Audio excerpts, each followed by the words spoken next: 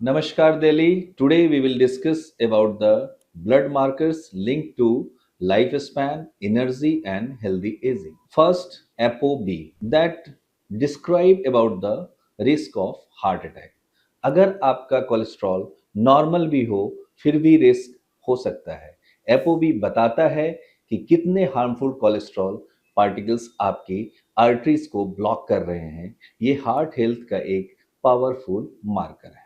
Number two, HSCRP that indicates about the hidden inflammation.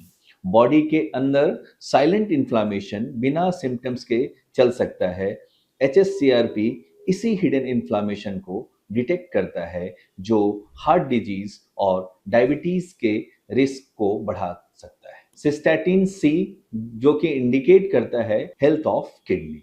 Kidney damage का पता creatinine से पहले भी चल सकता है। सिस्टैटिन सी एक सेंसिटिव टेस्ट है जो किडनी की असली हेल्थ को अर्ली स्टेज में डिटेक्ट करता है। Now the fourth one is IGF-1.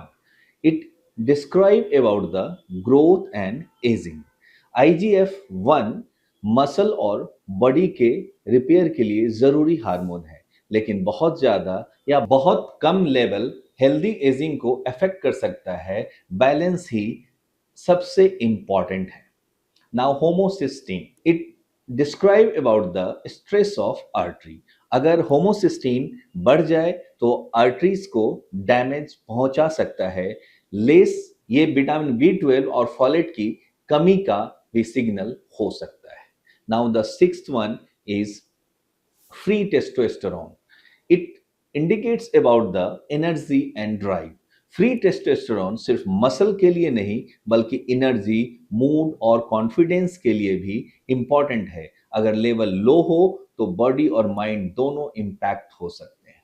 7. The cortisol it also known as stress hormone. Cortisol body का स्ट्रेस हार्मोन है। अगर ये लंबे समय तक हाई रहे तो स्लीप, इम्यूनिटी और ओवरऑल हेल्थ पर बुरा असर पड़ सकता है।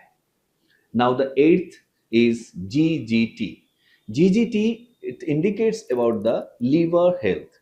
GGT सिर्फ लीवर का टेस्ट नहीं है। High GGT unhealthy lifestyle, alcohol, fatty liver और ऑक्सीडेटिव स्ट्रेस का भी सिग्नल दे सकता है। RDW it is red cell with cellular aging. It indicates about the cellular ageing. RDW बताता है कि आपके रेड ब्लड सेल कितने हेल्दी हैं। हाई रेड RDW कभी कभी न्यूट्रिशनल डेफिशिएंसी या बॉडी में चल रही डिजीज का अर्ली वार्निंग साइन हो सकता है। Tenth one is lipoprotein A. It describe about the genetic risk. Lipoprotein A एक इनहेरिटेड मार्कर है जो पेरेंट्स से मिलता है। अगर ये हाई हो तो हार्ट डिजीज का रिस्क लाइफस्टाइल से भी ज्यादा हो सकता है, इसलिए इसे कम से कम एक बार जरूर टेस्ट कराना चाहिए। Number 11 is HbA1c. It indicate about the 3 month sugar reports. HbA1c बताता है कि पिछले 3 महीनों में आपका एवरेज ब्लड शुगर कितना था।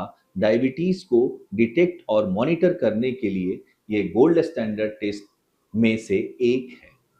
Number 12 is fasting insulin that indicates about the metabolic health. Sugar normal होने के बाद भी इंसुलिन हाई हो सकता है। ये इंसुलिन रेजिस्टेंस का अर्ली साइन है जो फ्यूचर में डायबिटीज और ओबेसिटी का रिस्क बढ़ा सकता है। Number 13 is visceral fat. It indicates the hidden dangerous fat. जो फैट पेट के अंदर ऑर्गन के आसपास जमा होता है उसे विसरल फैट कहते हैं। ये डायबिटीज, हार्ट डिजीज और फैटी लीवर का सबसे बड़ा रिस्क फैक्टर है।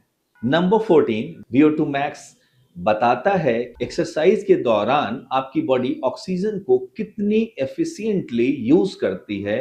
जितना ज्यादा VO2 मैक्स उतनी बेहतर फिटनेस और हेल्दी एजिंग।